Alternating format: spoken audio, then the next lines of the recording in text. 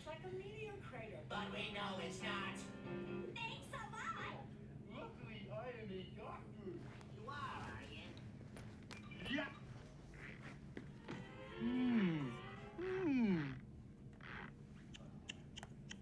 It seems you broke your stomach bones. We'll have to fix you up.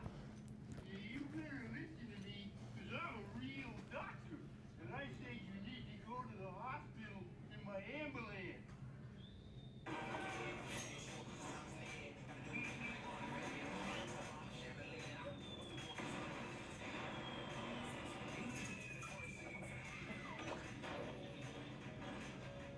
This guy? Yeah, he's explosive.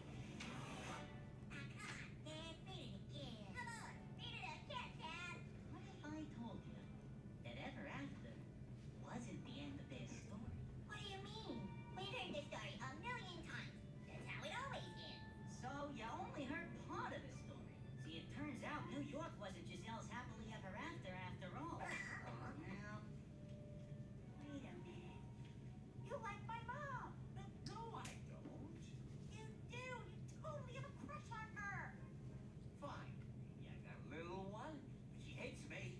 I really need your help here. And you've been using me to get in good with her. It wasn't even my idea. You are so messed up. Please, don't blow this for me.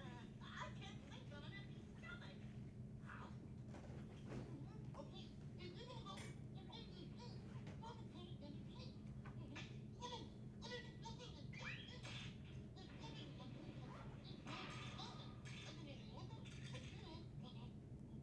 I did? Well, what do you know?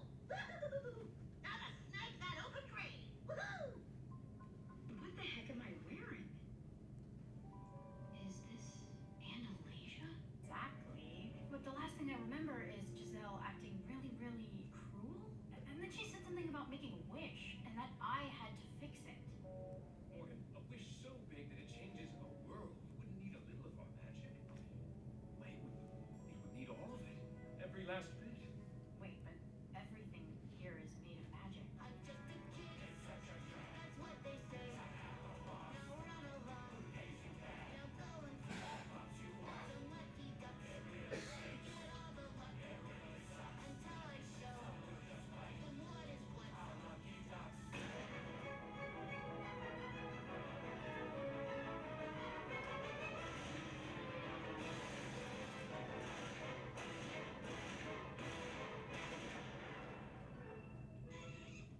So, your guide tells me you're a bean counter. Fascinating. Tell me absolutely everything there is to know starting right now. Well, it was a very interesting job, and I've been doing it for 11 years now. I began as a number cruncher and cut my teeth on the soft numbers before they got crunchier. Anyway, after that, I climbed the corporate ladder one rung at a time. First rung was kind of slippery. I'm awake. So, if you haven't figured out, this is the directing animation course or workshop. Where's my keynote? So in this course, this workshop, we're going to be looking at directing animation from the inside. It's my perspective of what I do and the kind of work I've been doing and how I function somewhat on a day-to-day basis on these projects. In part two, we're going to be looking more from a producer's perspective, somebody who's coming in from that level, who's not necessarily getting involved in the craft. What does it look like to work with service houses or to start your own studio or that sort of thing? So we're going to be looking at that from that perspective there. But right here in this course, it's more about the craft, more about understanding the world of animation. There's lots of stuff on the internet where you can learn about the techniques of animation. I'm not really getting into the techniques. I'm getting into how do you manage a team? How do you marshal a project and bring it together to achieve a certain goal for a client or for yourself or a producer or whatever. And I've got 30 years of experience. I started off in Los Angeles working for a small commercial house called Playhouse Pictures. We would do 10 to 15 commercials a year, which is a lot in terms of animated commercials. Sometimes we would do 6, and that was even a lot, you know, because a commercial will have a production cycle of 3 to 4 months. And it marshals a lot of people together. I spent 9 years there working everything. I was shooting camera. I got in because I was good in production and I understood animation mechanics, which we'll get into a little bit. I wasn't the greatest artist. I had to learn, even though I was a self-taught artist. And I loved art, and I came out of filmmaking, and I taught myself animation. If you were in the Q&A session yesterday, you'll know my thoughts on being a self-taught artist. It only takes you so far, and you need to take that next step in order to become a professional, to work with other people. Because animation really is an art form of conformity. You have to have enough skill and ability in your drawing, or even if you're doing acting in terms of 3D animation, it's an art form of conformity where you're working with a team of people to achieve a certain look, and you don't want to stand out, you want to work together, right? So there's a lot of demands in terms of that conformity. And that makes animation a really unique art form.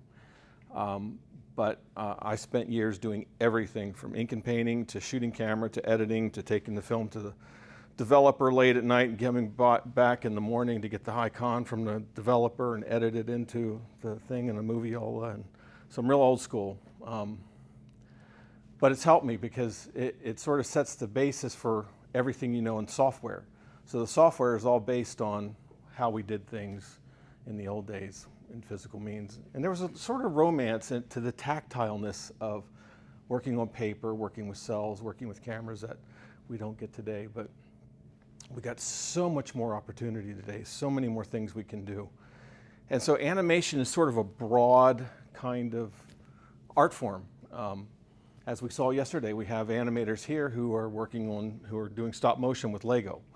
And that's a very legitimate and cool thing to do. And there are some who do TV stuff. There are some who do 3D. And within each one of those disciplines, there's different kinds of projects with different kinds of styles.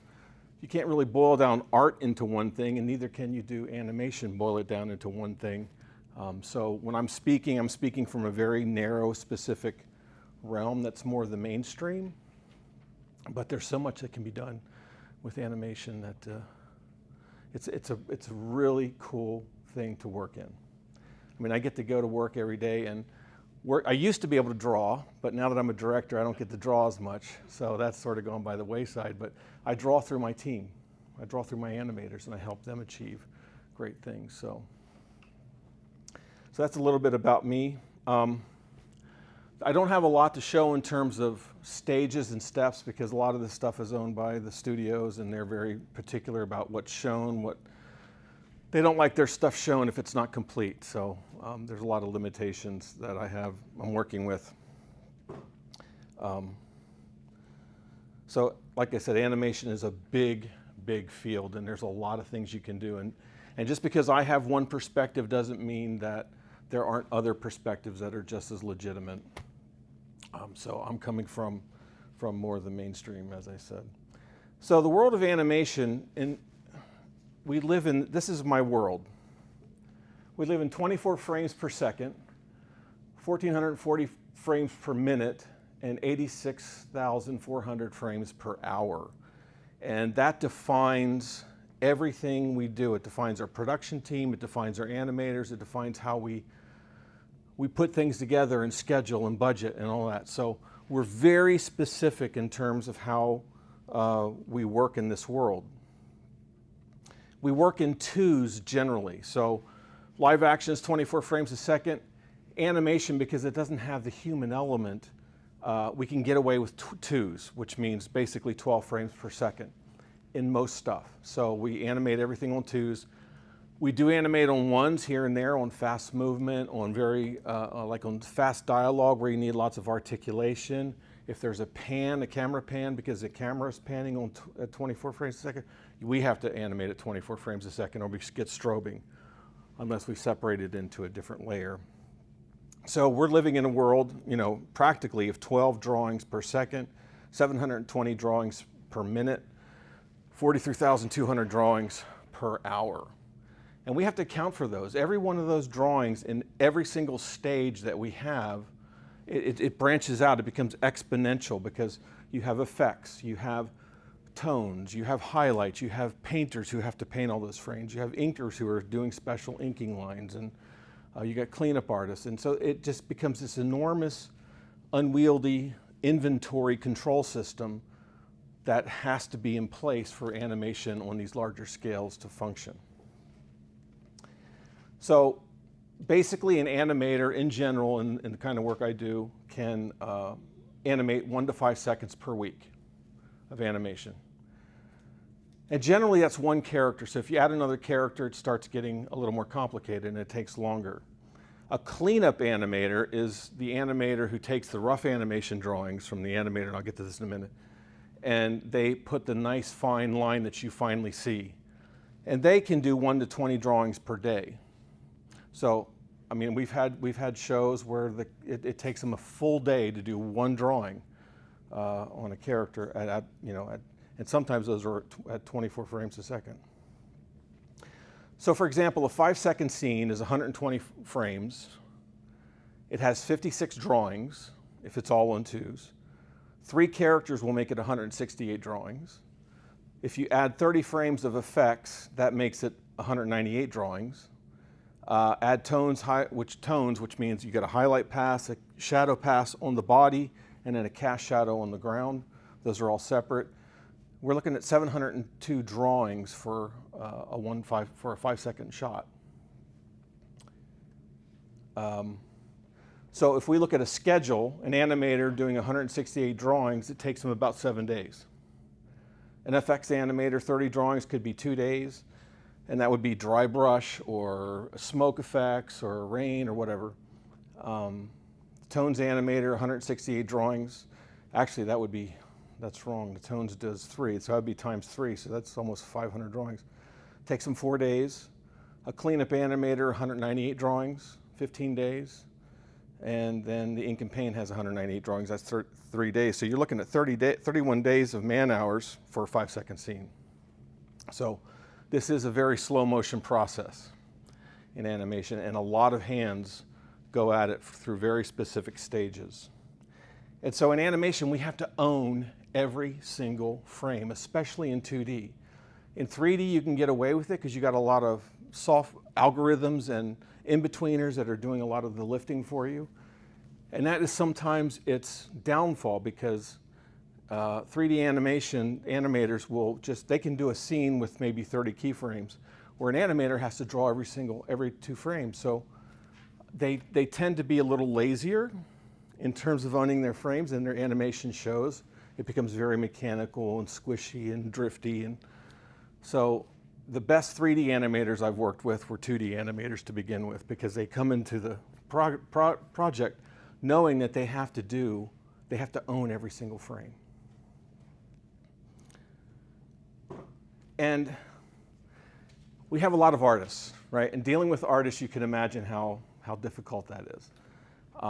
It takes a lot of understanding and finesse to manage a team of artists. So you have background artists who are painters. There are designers who can draw very well, so they're doing background layouts.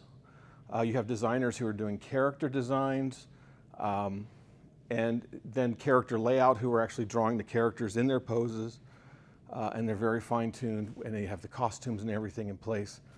So these are all normal artists who do normal things, and they don't have to just work in animation. They can take their skill and go somewhere else.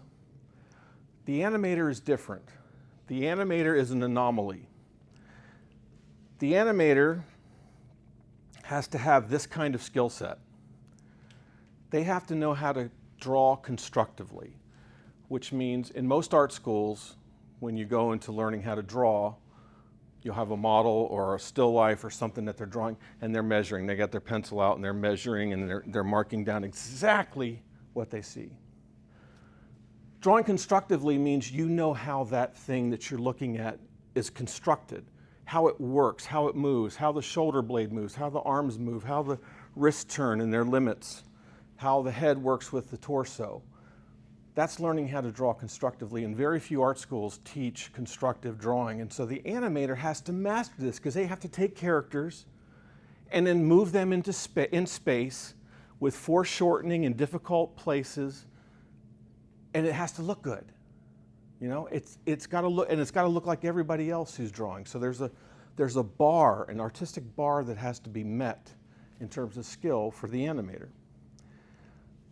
Okay, beyond constructive drawing, you need to know how to draw expressively, which means you're putting in poses where you feel that pose. He's sad in that pose. He's happy in that pose. He's angry in that pose. He's doing an anticipation in that pose. That's drawing expressively. Then you have to take those expressive drawings and put them on a timeline so that they're moving. And this is where it becomes the animation. So you're taking expressive, constructive drawings and moving them on a timeline to make them look like they're moving. Now, a lot of animators get to this point in their development and they can move stuff around. Moving something around isn't a performance. It isn't bringing it to life necessarily. Sometimes it can be dull and boring and just not interesting. We have a lot of that. So the next step is, now you have to move these drawings so that they look like they're abiding by physical laws. They have weight, they have momentum, they have recoil, they have follow-through. They feel like they're beings living in a world of physical laws. That's very hard to do. That takes a lot of time and focus in order to understand weight. Like for example, let me just get it here. If I put my foot out, a lot of animators will walk a character in and then put a foot, and they plant it, but they don't put the weight on it, and it looks really weird. They have to then put the weight, they shift the weight. You put a foot out, it's unnatural just to do that. You have to put your weight on it, and that settles. It's like a crescendo at the end of the movement. And that's something that you have to learn how to do in animation. Then you have to take that animation and bring it to life. It's got to look like a creature who thinks, who feels, who emotes, who's living and breathing. That's hard to do. Then you have to make that life, that animation that's got life, to be expressive, right? It's got to express certain things. It's there for a purpose. Every single shot in the film has a purpose. It has an emotional arc for the character. The character has to be doing something. He has to be believable. It has to be the right attitude. And one of the retakes I'm constantly giving my animators is, I need a little bit more, I need a little bit less of that emotion. You've got the wrong emotion here, it's a little nuanced, do this. And then we start getting into performance and character. And that's where actors come in. Actors come in and they already have all these things. They don't have to worry about what I just talked about to be a performer. They already have physics, they have life.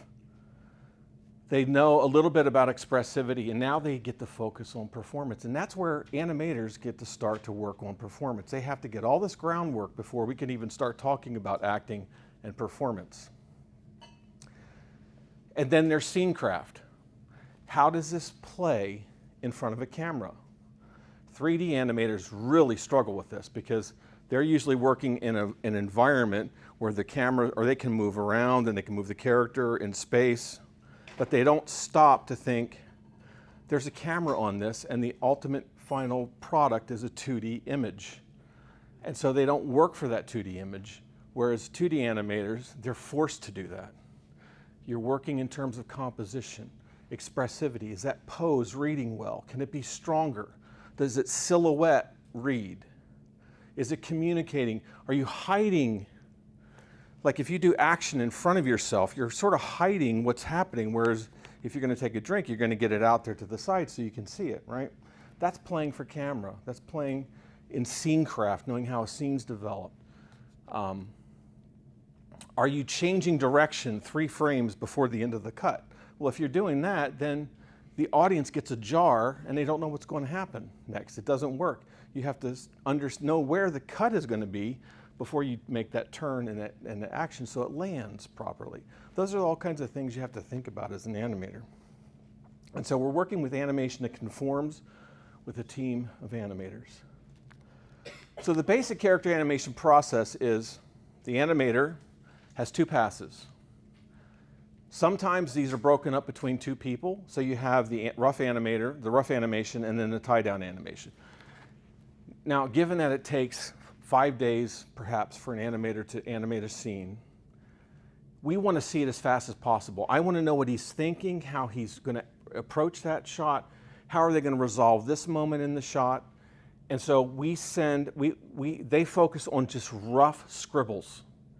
Just enough information for me to know how they're going to be utilizing that character and getting that performance across in its timing, in its posing, in the timing between the micro poses if they're living in a pose. So they work very rough. And if you were to look at it, you go, oh, those are terrible drawings, because they are. If you just stop on one of them, you're like, oh, that's terrible. But for us, we know what we're doing. We know it's going to get better.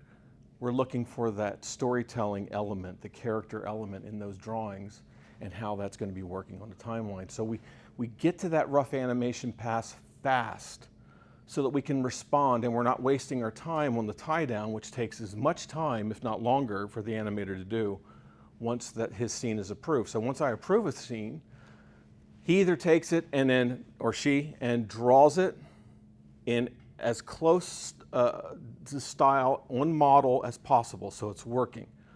That's where all the carpentry work goes in. The first pass is very inspirational. When I animate, I close the door, I got music on, and I am just going crazy, scribbling and trying to get something happening as fast as possible. And then once it's approved, I open my door, I take off my headset, and I can have conversation, I can listen to podcasts, whatever, because I'm doing something very mechanical and very standard that's very easy to do. It's not easy to do, but you don't need to be in that zone, right? You can be broken out of it. The cleanup team is usually divided into 3 parts. You have the key, who's taking the animation and doing the first poses. That's defining what that character should look like, that the scale is right. The eyes are far enough apart. The proper costume is there, all the details that are supposed to be there, so that everybody who's following knows exactly what the standard is. So then the assistant will take that and then break those down further. So you might have three keys in a 56 drawing scene. The assistant will then break down 3 or 4 drawings in between those keys, because what they're doing is looking at the movement and making sure there's continuity and consistency between the poses, and that they're not losing the animation, because at this stage it's very easy for, these tend to be more junior level artists, they tend to lose things. And so we're constantly checking to make sure they're not losing the animation, the intention of the animator.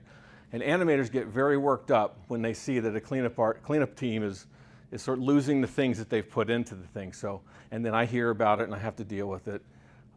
So that's something that's just constantly present in animation. And a lot of times this cleanup section goes overseas because it's cheaper and there's a lot of manpower that can get behind it. And then the in-betweener is the low man on the totem pole. When you start in a 2D studio, this is usually one of the first jobs you'll get, is doing in-betweens. And you're basically taking the keys that were developed by the key and the assistant and going in and doing all the little drawings that go in between to fill it all in. And I did mention about 2D and 3D, what the differences are. So what I'm going to do now is, that's the world we live in. That's the reality. That's the team. That's the methodology. These are the things the parameters that we have to be thinking about as we're animating. So I'm going to walk you through pre-production, production, and post-production, and just talk about some things that I deal with on a daily basis. The interesting thing about entertainment and especially animation is there are standard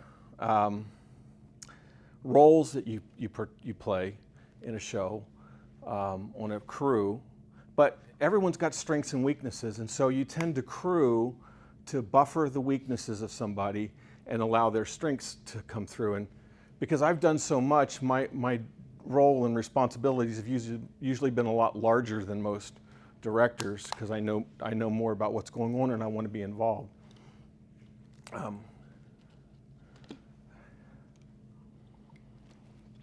So this is just to say that my approach to this would be different than many other animation directors. So, script. First thing we do when we get a script, whether I've written it or whether somebody else has written it, and I did a couple faith-based films, one still in production. But I sit down with the producer.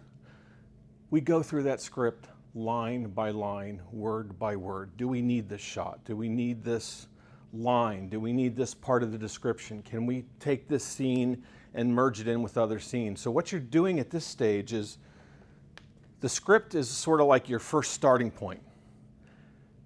It's got the big idea. It's got all the elements there. But now, as we're getting into production, how can we make that script help our film to become a better film? How can we win battles, and how can we avoid battles that we don't really need to take that aren't going to pay off? So do I need that extra set? Can we combine that set with another set? It's very much live action thinking, because you still have to build these things, design these things. If you have an extra character, you have to design that character, and that's going to add a whole nother element of complexity. The beauty of animation is you can do anything you want, right? You talk about bringing in a script to a producer that's a period piece. Well, the dollar signs immediately go up because you've got to find all those elements and you got to figure out where to find that period. In animation, we don't have that. We're still drawing the same amount of drawings. We're still painting the same amount of background. So that's one of the beauties of animation, is we can do anything we want, but there's still production limitations, right? So this is where we go through the script, try to pare it down so that when we get into production, we have the best chance and the most buffer to make that production succeed without killing ourselves, without going over budget, without going over schedule. And so then in design, we let the first pass of design is just brainstorming, just whatever. And then once we start narrowing down design on a character, and we'll go through 20 to 30 passes on a character design sometimes. And we're looking at ways to simplify. How can we reduce the line mileage? We call it line mileage, on how much line work there is on a design. Can we reduce the line mileage? Do we really need that third button? Can we get away with 2 buttons? Those are the kinds of decisions that you don't think about it, but when we're talking about thousands and thousands of drawings, you're drawing thousands and thousands of extra buttons on there, which takes time and is costly. Do you need that? Then we come to the storyboard and animatic, and this is another place where you can cost cut in how you are doing it. Now, sometimes there are places in a show that it's important to go the extra mile. It's important to have the cast of thousands. It's important to have that really detailed background or that costume, and we figure out ways to do that. But in the animatic stage, when we're doing the storyboards, we're also thinking, okay, do we need 3 characters in that shot? Can we go closer and eliminate that character? One of the films we did, very elaborate dresses. We were always pushing in to get rid of those dresses so we didn't have to draw all those dresses, right? That was one way we cut costs. And as production got further and we realized we're going over budget, the client's making so many changes, now we have a different scenario, let's push in, let's get rid of some more. So you're constantly dropping things like that in order to save time. But you do want to do that well. You know, you don't want to just be super cost-cutting like a producer who just has no patience for anything, because a lot of them do, and you have to sort of fight for the creative and for the spirit of the film to maintain that level of quality that you want. But animatic is a great place to start trimming. And then you can test. The great thing about animation is you can test all that.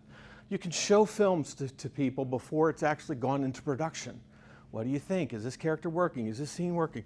Get rid of the scenes that don't, because you know what you have in your mind when we're doing the script is much different than how the audience is seeing that after you've done the casting and the recording of everything and assembled something together for people to look at. And so casting and audio recording sort of go hand in hand. We usually start with temp tracks, and then once the actors are hired, then they come in and we replace the tracks with what they do. And unfortunately, sometimes you get so attached to the temp track and the performance of the temp track, and then the very expensive talent comes in and does the audio recording, and you're like, oh, it just lost something. But you know, what are you going to do? And there's character and BG layouts. Now, this is a step that a lot of producers don't think about, and production people don't think about, and they try to cut corners. This is a corner cutting part. And are we going to 12? 12:15. And so what happens is it allows them to get into production sooner, but it costs in the long run a lot.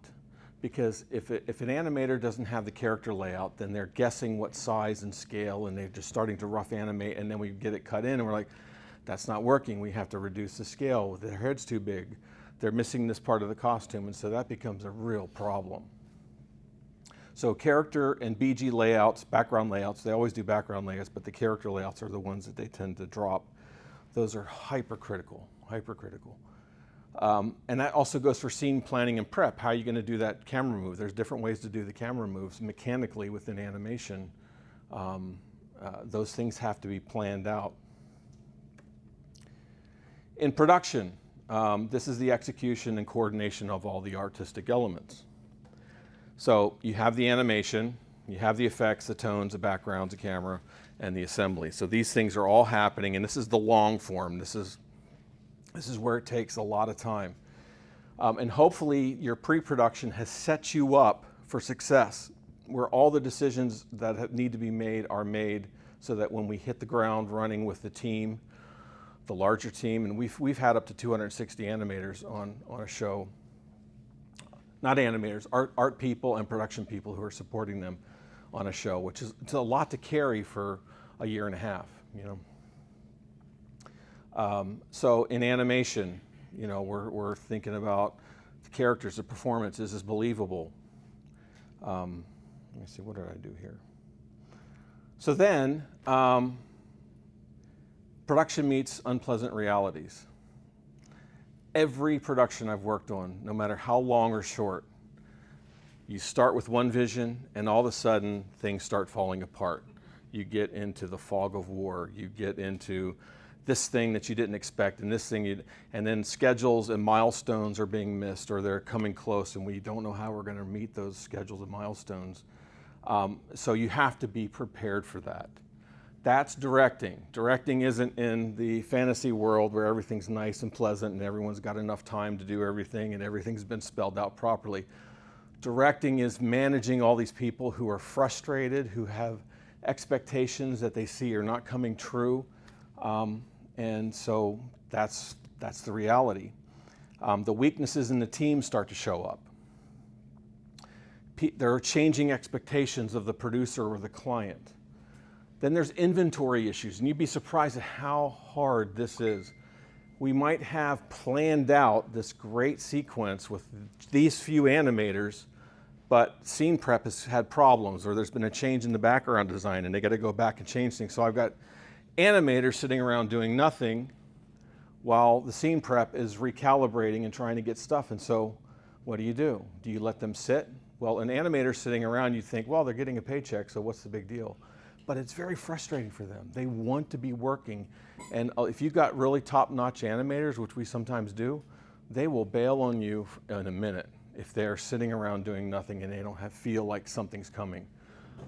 So that's where the dilemmas begin to happen. You know, do you then throw them another scene, right? You give them a scene that they weren't scheduled to do. And that becomes an issue because if you think about it, imagine this. Imagine we were on a production where everything is going to eventually be 3D of different characters, but we have proxy actors coming in to act out the performance. So Sally and Joe come in and they're doing the lead and the sidekick. You know, it doesn't matter what their gender is, it's going to be changed in the animation, in the render. So they do that scene, and now those two actors have to go to another stage that's set up immediately, and they're doing two different characters. And so these actors are having to do all these different characters even though they don't look like them. And they have to know their performance, they have to know where they are in their emotional arc, they have to know their development. And so instead of learning one character as an actor, you're learning a dozen, or maybe 6. That's really unfair to the actor, and it's sort of unfair to the animator, because that's what the animators live with. If I give an animator more than 4 characters to work on, they're stressed out, because it's another character that they have to learn, that they have to understand, they have to know how to draw them, they have to know how to do the costume. They act differently. And you know, we've been in positions, really tight positions, where I've had to go, can you please learn this character? It takes about 2 weeks at minimum for any animator, even the best animators that I've ever worked with. It takes a minimum of 2 weeks for them to understand the character, to be able to draw it, and then to learn the style of the animation for that character. It's really a lot of work to do. So that's where inventory issues become a big problem. There's communication breakdowns. People don't know the information that you think they do know, or that somebody else was supposed to tell them that they didn't get, and it becomes a problem. And then there's creative changes that happen all the time, even if it's your own film. So you're directing in chaos. That's the reality. Doesn't matter what you're doing. And I think if you're in live action, you understand that as well. Even though you have a great animatic, and you think everyone's on the same vision, that's just not the reality. So directing in chaos means you as the director, you're keeping the vision and the story. You're the one who's keeping it together, and you're making sure people are following it. The artists understand their purpose, and that story is coming together as it should. You have to combat the negativity, because animators and artists get really fidgety, and they start talking because they're sitting around and they're waiting for this, or they're frustrated by this. And so you sort of have to keep the temperature cool. So you got to keep people on track. You also have to guard your team, because some artists can become toxic, and they can start spreading things and attacking people, or making people uncomfortable, and just having them involved, and they're complaining about this and they're complaining about that. And at some point you have to pull them aside and say, okay, it's time to get your act together, or you're out of here. And so often we have let very good artists go because they were just toxic in the production. Often there also is this division between the production and the artist. So the production includes production managers, coordinators. That's those people who are trying to make sure, are we on track? Are we going to meet our deadlines? Your bid hours for this shot was 3 days, and you're 5 days now. What's going on here? So there can often be tension between production and coordination. And as a director, I have to come in and say, okay, this animator has a legitimate reason for this taking so long because of these reasons. And production, you just need to readjust your estimations and expectations. Or I say to the animator, look, you're spending way too much time in tying things down. You're sending me really tight animation. You could get through it faster if you just loosened up a little bit. Just give me these things and you walk them through it so that they can develop things faster. And you have to know the story and the characters, and you have to be able to see through the smoke that comes out of animation. So you're seeing the end goal, always looking at the end goal. Artists are your creative tools and your best allies. And I always champion my artists, and I love working with the team I've assembled. And I know how they think. Some of them I've been working with for 20 years, and I know what I can give them, and I know what I can't give them. And they're just like actors. They have idiosyncrasies like an actor. You're going to give them some roles, and other roles you're not.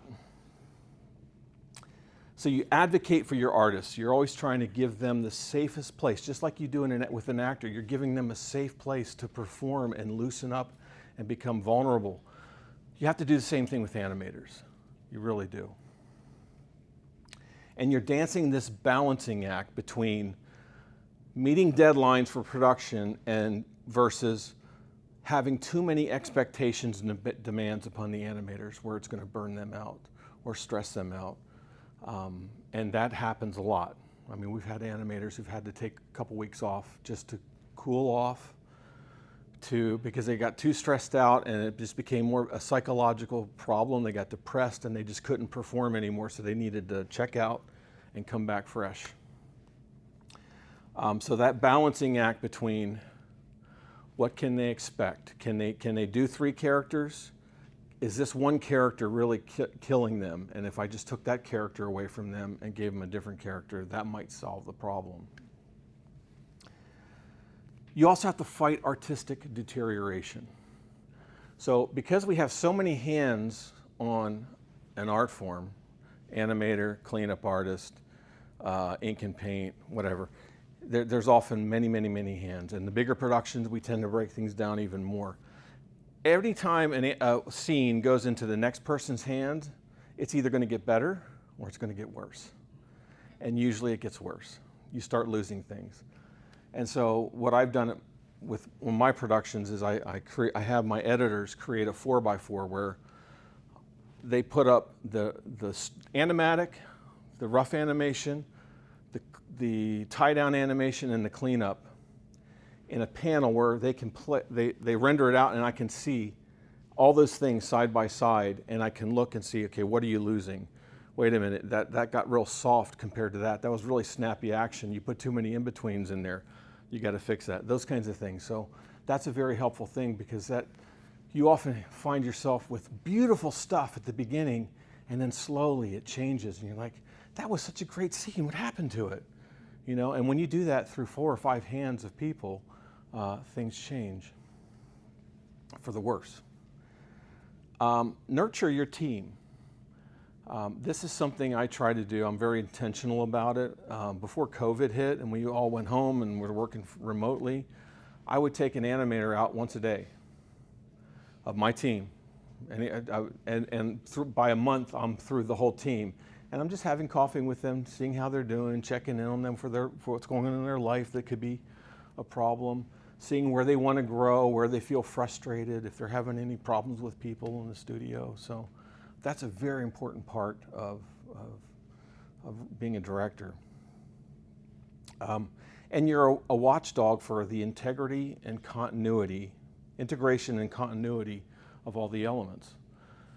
There's 1,000 moving parts, and this background element has to relate to this animation moment, which relates to this effects explosion or this effects whatever. You have to be able to assemble all the things in your mind together before it actually gets assembled. You have to anticipate those things. And that is a lot of brain power to try to figure that out and watch things and recognize that's a problem. We got to nip that in the bud. And you start a conversation. How can we fix this? Is this a problem? Can we do a pre-viz of this to see whether it's going to be a problem? And then we come to post-production, which is the assembly and composition of all those elements. And with that, then we see, okay, this is what needs to be fixed. There are certain things here that we need to address, things that were lost, expectations that weren't met. This part of the animatic wasn't applied. And then there's the final edit. And as I said in the Q&A session yesterday, editing is a real thing in animation. Doesn't matter how tight your animatic is, there's always changes that happen in production that you want to edit out, or ways that you see, if we just did this, this would make it a whole lot better. And this part here, the pacing is just dying. How do we get the pacing? Well, let's give it to the editor. Editor edits it, and the pacing gets better. And those are important things to make, because at the end of the day, you end up you are cutting stuff you spent a lot of time and money on. Sometimes it's your best animation. Oh, I had John Pomeroy on that shot, and we're cutting it now. Oh gosh, we can't cut John Pomeroy. Well, we have to sometimes, you know? Because at the end of the day, you're making a film, right? And you're not making a scrapbook of your production, right? And those are 2 very different things. So basically, an animation director is a creative decision maker. We all know that. But he's also the keeper of the vision. He's an artistic mentor and teacher. He or she is a motivator. We're counselor, negotiator. We're a mediator between artists and production. We're a sounding board for people who have ideas and they want to bounce them off to see if they're on the right track. They're a master of all the moving parts. You have to know all the moving parts and understand how they're going to come together at the end of the day. You're a champion of your artists.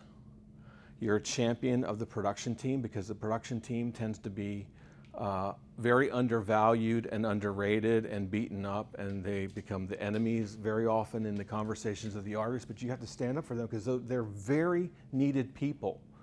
And even though they're delivering a lot of hard information sometimes, that's necessary information. And so as a director, I'm trying to champion them as well. And then you're the champion of the project. Whether it's a project from a client or the producer or yourself, you're the champion of that project at the end of the day. And nobody else is. I mean, everybody else thinks they are, but they don't have the position you have where you've been able to see everything else that's going on other than maybe the producer. And so that's what an animation director is. And most importantly, an animation director needs good support. So I have managers, coordinators who are working directly with me very often. They're checking my stress load. They can sense when I've got too much on my plate and I'm dropping things or I'm missing things that I can't see, or I'm just so overburdened because I got this demand on my schedule now, and they make adjustments for me. They're sort of like they're my support team. They say, Todd can't handle this right now. He's got this on his plate. We need to find somebody else to manage this particular crisis here. And so I'm very thankful. I've had some really great support personnel helping me. And that's what you need when you're on your production. And especially the bigger it gets, the closer the deadlines are. And that's how you survive. And it's teamwork. You know, you're not the only person there doing all the shots. And you're also listening to people. What kind of creative ideas do they have? You know, and pulling those in. So I'm sorry we don't have a whole lot of time, so are there any questions? Yes? What are, in motion capture, what are the challenges to animating from motion capture to 2D, obstacles to overcome? Motion capture boils things down to keyframes. So very often it's very human. It's limited by the human aspect of it, and it's also limited by the lesser amount of keyframes. You can boost those keyframes, but then the scene becomes very heavy. And the dilemma with that is that if you have too many keyframes, it looks very human, and it's harder for the animators to do the animation performance on top of that. Because we used to use it on my films as a base to get started with. And we give because a lot of animators are junior, and we figure this is going to at least give us the physics. It's going to have good weight. They're going to shift where they're supposed to. So they're getting sort of a better bang for their buck when they're starting. So, but often those junior animators are also not very good decision makers. And so it's sort of a catch-22 there, you know. You're trying to get something that's decent. But again, and you're going to find this if you're in faith-based productions, there's not a lot of animators who want to work on your film, you know, unless they're Christians. We had this experience on The Promise where the only time where we really got some decent animators was between two big productions that were happening in town. So they were on one production, they had like a month's downtime, they came and worked for us, and as soon as the next one started, they're gone, right? So that was the only way we could get people who were very talented. That's not the case 100% across the board, but that's a pattern. So it's kind of a shortage of Christian animators. There is. Yeah. Any other questions? Was this too much of a brain dump? Yeah. So I'm mostly coming from a live action directing background, but I've always been so fascinated to hear about directing animation because it just seems like because the process is slower, it forces you to think through many Yeah. things, and you can take for granted Right. many of the decisions that an animation team has to make Right. when you're shooting on location That's right. in live action. So I've always just found it so fascinating to hear that perspective. Yeah. But I would be curious, like, if you, what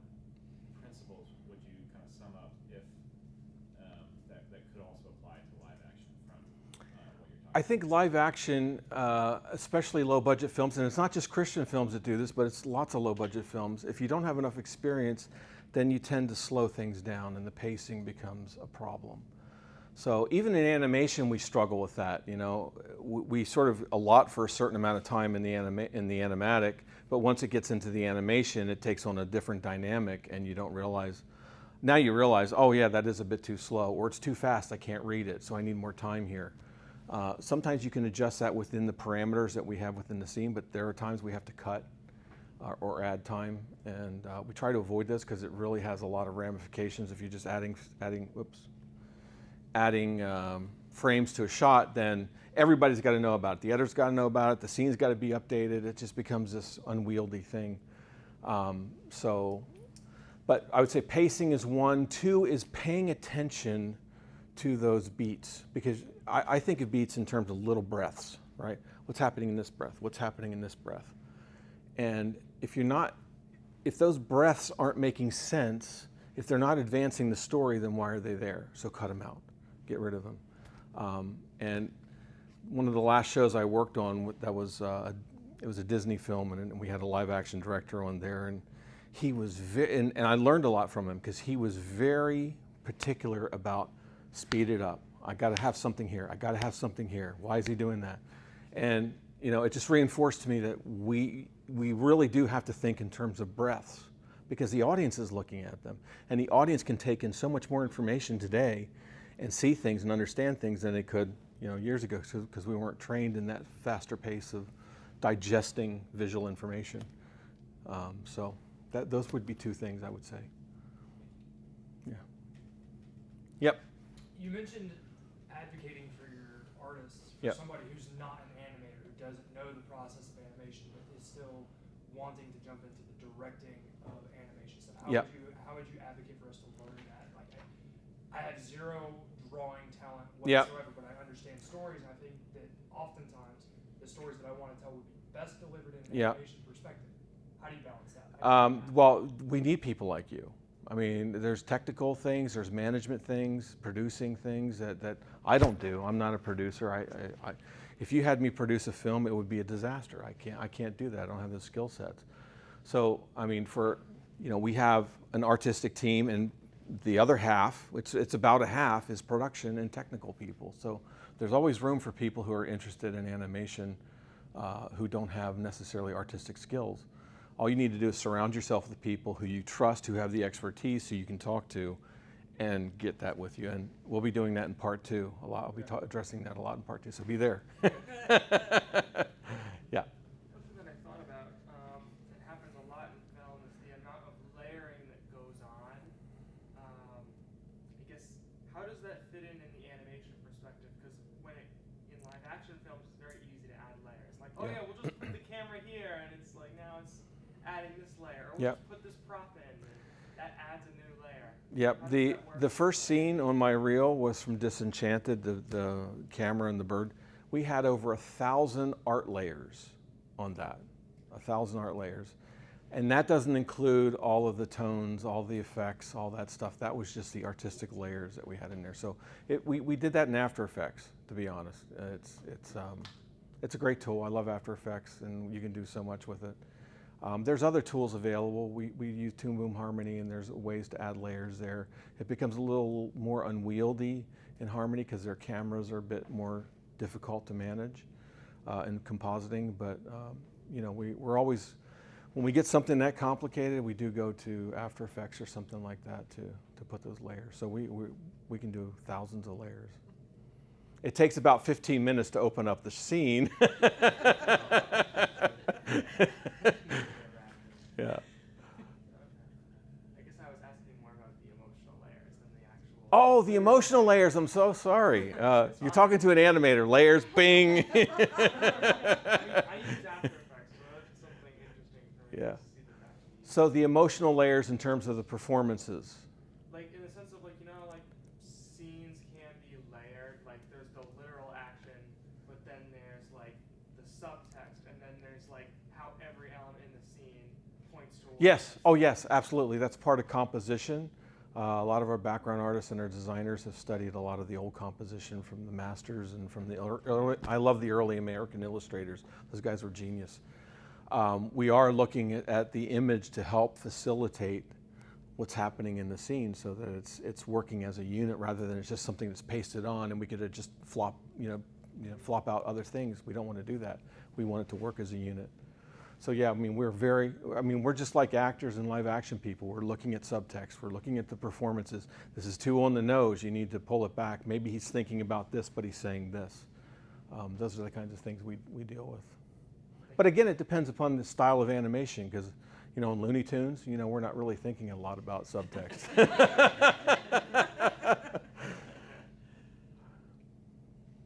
Yes? I came in a little late, so you might have already touched on this, but how much of the performance is cemented before you actually get the actors in? Are you trying to get them to match what you've already created, or are you trying to match what you've already created to them? Yes. It depends on the show. Every show is its own animal, and you have to learn what that animal's tendencies are beforehand. And so you have certain allowances, and if you get a really good actor in, and they're starting to do something that's a little bit off of what you did in the animatic, that's a great thing, because now you have another option, and you can talk to people, that's really working, that's really helping out this, and we can do that there, and it changes other scenes. It gives the creatives another idea to work off of. So we're open to that kind of thing, yeah. But sometimes the animatics, especially if it's a client-based kind of thing, where we're doing service work for a studio and they got their own creative team, we have to ask them. We say, hey, we got this idea, can we do that? No. Keep it the way it was. We like the way it was. And so we go, okay. So it just depends on the production. But yes, it's a possibility. Do you direct the actors? It depends on the show. I direct the animators, but the voice actors, if it's my show and I'm directing the show, I'll direct the voice actors. But if they're coming to us from a studio, they've already been done. Yes? Me? Yep. Yeah, so if you get, say, work from a bigger client, say Disney or whatever, where they have multiple studios working on different shots, they kind of handle all the voice, and then they send you the voice files here. Yep, they send us an animatic. So they generally do their own animatics, their own designs, and then what we get is their design pack, a workbook, which has all the elements broken out for us. And then we then ingest all that and put it into our pipeline and do what they want. So usually they're handling the creative, the big creative on their end, yeah.